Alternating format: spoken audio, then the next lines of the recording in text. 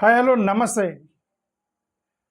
ఇప్పుడు వీళ్ళందరూ ప్రతిపక్షాలు, ప్రతిపక్షం కాదు, ఎన్డీఏకు సంబంధించిన వాళ్ళు మొత్తం కూడా ఇప్పుడు ఏం గొడవ చేస్తున్నారంటే, ఉమెన్స్ బిల్లుని మీరు అడ్డుకున్నారు అని చెప్పేసి గొడవ చేస్తున్నారు. యాక్చువల్గా ఉమెన్ బిల్లుని వాళ్ళందరూ సపోర్ట్ చేశారు, డీలిమిటేషన్ బిల్లుని అపోజ్ చేశారు. ఇప్పుడు వీళ్ళు ఏమన్నారంటే, మీరు ఉమెన్ బిల్లుని అడ్డుకున్నారు, ప్రచారం చేస్తున్నారు. ఇప్పుడు నాకు వచ్చిన డౌట్ ఏంటంటే, సరేనండి వాళ్ళు ఇప్పుడు డీలిమిటేషన్ బిల్లుని ఆపారు, ఉమెన్ బిల్లుని సపరేట్గా ఇప్పుడు పెట్టండి, మళ్ళీ పెట్టండి, రేపొద్దున పెట్టండి. రేపొద్దున పెడితే వేస్తారు కదా. ఇప్పుడు మీకు ఉమెన్స్ బిల్లుని నిన్న వీగిపోయింది, రేపొద్దున మళ్ళీ పెట్టండి. నేను అట్లా అన్లిమిటెడ్ ఏం కాదు కదా, పెట్టకూడదని ఏం లేదు కదా, పెట్టవచ్చు. అట్లా దాన్ని సపరేట్ చేసి ఉమెన్స్ బిల్లుని పెట్టవచ్చు. ఎందుకు పెట్టట్లేదు మరి? రాజ్యాంగంలో అలా ఏం చెప్పిందా? రిజర్వేషన్స్ డీలిమిటేషన్ తర్వాతనే మీరు రిజర్వేషన్ చెప్పాలని రాజ్యాంగంలో రాసి ఉందా? రిజర్వేషన్స్, ఉమెన్ రిజర్వేషన్ అనేది డీలిమిటేషన్తో పాటే ఇవ్వాలని చెప్పేసి ఎక్కడన్నా రాసి ఉందా? Article 360 of the Indian constitution ఏం చెప్తుంది? రిజర్వేషన్స్కి దానికి లింక్ ఏమన్నా ఉందా? లేదు కదా. లేనప్పుడు ఇప్పుడు మీరు లింక్ పెట్టారు, సరే అయిపోయింది, వాళ్ళు ఓడిచ్చారు అనుకోండి. ఇప్పుడు రేపొద్దున పెట్టండి. If you are very serious about women reservation, then you reintroduce tomorrow, reintroduce the bill tomorrow, and then they all will vote, opposition people will vote for women. ఎందుకు పెట్టట్లేదు? నేను చెప్పను ఎందుకు పెట్టట్లేదు. వాళ్ళు ఒక పార్టీ పరంగా సిద్ధాంతం ఒకటి పెట్టుకున్నారు. ఏంటి? ఈ ఉమెన్ రిజర్వేషన్స్ అనేవి డీలిమిటేషన్ తర్వాతే చేస్తామని వాళ్ళు పార్టీ సిద్ధాంతం పెట్టుకుంది. ఎన్డీఏ సిద్ధాంతం కోసం రాష్ట్రం మొత్తాన్ని ఉమెన్ రిజర్వేషన్స్ ఆపేస్తారా? రాజ్యాంగంలో లేదు కదా, అలాగా సపరేట్ చేసి పెట్టచ్చు కదా. పెట్టండి, వాళ్ళంతా ఎందుకు? డీలిమిటేషన్ కమిషన్ ఆఫ్ ఇండియా వాళ్ళ బౌండరీస్ ఇవన్నీ కూడా డ్రా చేస్తారు. ఆఫ్ కోర్స్ రిజర్వేషన్ ఇప్పుడు చేస్తే, ఇప్పుడు వాళ్ళు ఏమన్నారు, ఎన్డీఏ వాళ్ళు రిజర్వేషన్ ఇప్పుడు చేస్తే ఓల్డ్ పాపులేషన్ డేటా 1971 ఫ్రీజ్ చేశారనమాట. దాని ప్రకారం చేయాల్సి వచ్చింది అంటున్నారు. చేయండి, దాని ప్రకారమే చేయండి. ఫ్రెష్ డీలిమిటేషన్ ప్రకారం చేస్తే 2026లో సీట్ బౌండరీస్ నెంబర్స్ చేంజ్ అవుతాయి కాబట్టి ఫ్రెష్గా చేస్తాము, వన్స్ ఫర్ ఆల్ ప్రాపర్గా చేద్దాం ఇప్పుడే అని అంటారు వీళ్ళు. దానికి పాలసీ చాయిసే కానీ కంపల్సరీ ఏం కాదు రిజర్వేషన్స్ దానికి ఇంక్లూడ్ చేయటం. పంచాయతీ మున్సిపాలిటీలో 73, 74th అమెండ్మెంట్ చేసి రిజర్వేషన్స్ అనేవి డీలిమిటేషన్ సైకిల్స్ లేకుండా ఇచ్చేశారు కదా. పంచాయతీలకి, మున్సిపాలిటీస్కి డీలిమిటేషన్ అనేది సైకిల్ లేకుండా ఇచ్చారు కదా. దానికి డీలిమిటేషన్ లింక్ పెట్టారా? పెట్టలేదుగా. ఉద్యోగాల్లో రిజర్వేషన్స్కి దాని డీలిమిటేషన్ లింక్ పెట్టారా? పెట్టలేదు కదా. ఎందుకు ఓన్లీ పార్లమెంట్ అయితే డీలిమిటేషన్ లింక్ పెడుతున్నారు? ఎందుకంటే బేసికల్లీ మహిళల సీట్లు మొత్తం తీసేసి వాళ్ళ ఎంపీ సీట్లు పోతాయని చెప్పి వాళ్ళు ఇదంతా చేస్తున్నారని ఒకటైతే మనకు అర్థమవుతుంది.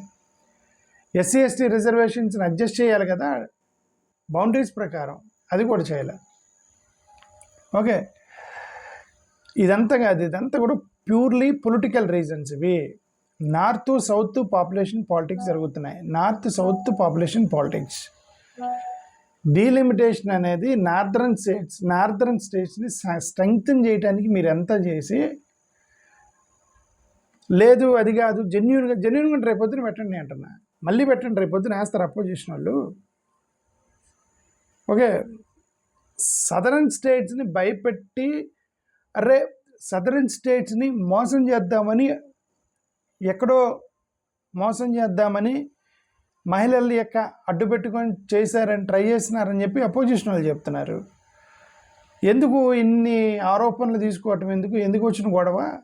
నిజాయితీగా రేపు పొద్దున ఓన్లీ ఉమెన్ బిల్లు వరకే పెడదామన్నప్పుడు పెట్టండి, ఉమెన్ బిల్లు వరకే పెట్టండి, సరిపోదు కదా. ఉమెన్ బిల్లు వరకు పెడితే ఇదేంటి ఇప్పుడు డీలిమిటేషన్కి సంబంధం ఏంటంటే అసలు మహిళల రిజర్వేషన్? నాకైతే అర్థం కాదు. 2 రోజుల నుంచి అర్థం కాదు, పొరగొట్టుకున్నాను. ఓకే, కరెక్ట్గా ఎన్నికల టైంలో ఎన్ని జిమ్మిక్కులు చేసేదనో ఇప్పుడు ఎన్నికలకు వెళ్తారు. ఎక్కడ మా ఏమంటారు వెస్ట్ బెంగాలు తమిళనాడులో ఇదిగో మహిళల సీట్లను అడుగున్నారు గొడవ చేస్తారనమాట.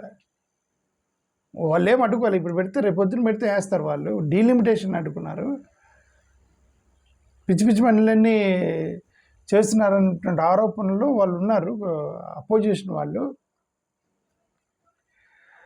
ఆర్టికల్ 368 ప్రకారం ఫ్రెష్ బిల్ పెట్టచ్చు, అవకాశం ఉంది. ఇమీడియట్గా ఫ్రెష్ బిల్ పెట్టచ్చు, దానికి టైం ఏం లేదు. నిన్నే ఓడగొట్టారు కాబట్టి మళ్ళీ పెడతానికి లేదని ఏం లేదు. జస్ట్ ఇమ్మీడియట్గా మళ్ళీ పెట్టచ్చు. ఓకే, వాళ్ళు ప్రజెంట్ నారీ శక్తి వందన అభినియాన్ అని ఒక బిల్లులో ఒక క్లాజ్ రాశారు. ఎందుకు పెడతలేదంటే ఒక క్లాజ్ రాశారు. ఏంటి clause? Reservation will start only after delimitation plus census clause రాశారు. ఎవరు రాయమన్నారు దాన్ని?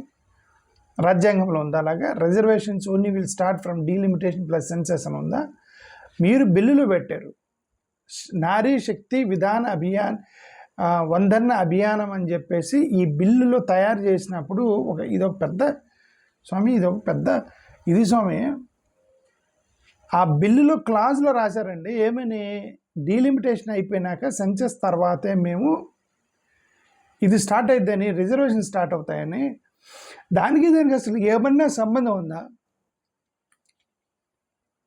ఇప్పుడు రేపొద్దున దాన్ని తీసేసి పెడితే ఓటేస్తారంటే మళ్ళీ పాలసీ యూటర్న్ ఎన్డీఏ వాళ్ళు వెనక దగ్గర అంటారని చెప్పి మీ పొలిటికల్ రీజన్ కోసం చేస్తున్నారు. ఒకటైతే మనకు అర్థమైంది, ఇమ్మీడియట్ ఇంప్లిమెంటేషన్ సీట్స్ అనేవి ఓల్డ్ కాన్స్టిట్యున్సీ బౌండరీస్లో మరి ఇంక వాళ్ళు ఎన్ని కూడా అడ్జస్ట్మెంట్ చేసుకొని కొత్త ఏది పేరు చెప్పారు కదా, గెరీ వ్యాండరింగ్ అనేది పేరు చెప్పారు. అదేదో ప్లాన్ చేస్తున్నారని ఒక అనుమానం. సరే చూద్దాం. అంటే ఇది బేసికల్గా నేను చెప్పదలుచుకుంది ఏంటంటే, ఫస్ట్ ఆఫ్ ఆల్ వాళ్ళకి తెలుసు, వాళ్ళకు 293 మంది ఎంపీలు ఉన్నారు, అపోజిషన్ 230 మంది ఉన్నారు. మహిళల బిల్లుకి ఓటేస్తారు కానీ డీలిమిటేషన్కి వెయ్యరని వాళ్ళకి తెలుసు కదా. తెలిసి కూడా లింక్ పెట్టారు. ఎందుకు వాళ్ళు తెలిసి కూడా ఎందుకు లింక్ పెట్టారు? కావాలని ఇది ఎట్లా ఉమెన్ బిల్లు ఓడగొట్టాలని చెప్పేసి వాళ్ళు ముందుగానే ప్లాన్ చేసుకొని, యాక్చువల్గా అపోజిషన్ వాళ్ళు ఓడగొట్టలేదు, వీళ్ళే ఓడగొట్టారు. నాకు ఒకటైతే అర్థమవుతుంది, మొత్తం స్టడీ చేస్తే అర్థమవుతుంది ఎందుకు ఆ బిల్లులో క్లాజ్లు ఎందుకు రాశారో నాకు ఎప్పటికీ అర్థం కావట్లా. This will only starts after delimitation and caste senses అని రాశారు. ఓకే, అది సంగతి. సరే, ఎనివే, థ్యాంక్ యూ, నమస్కారం.